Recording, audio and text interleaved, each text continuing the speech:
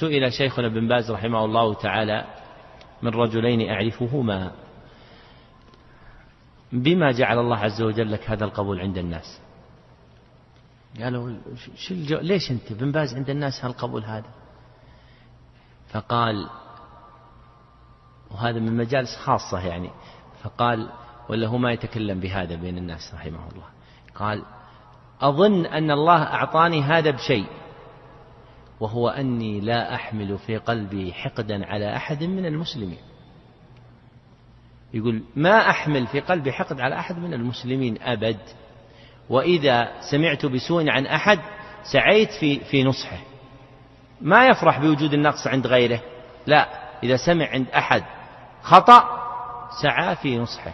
فهذه الخصيصة هو يرى أنها هي التي أوتي بها هذه الرتبة عند الناس.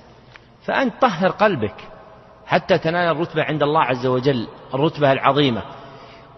ولا تظنون أن من يفتح الله عز وجل عليه بالعلم يكون عند الله عز وجل أقرب، قد يكون علمه وبال عليه، لكن الذي يكون قلبه أطهر هو الذي يكون عند الله سبحانه وتعالى بالمقام العالي، ويرفعه الله عز وجل بطهارة قلبه، لأن قلبه طاهر صالح.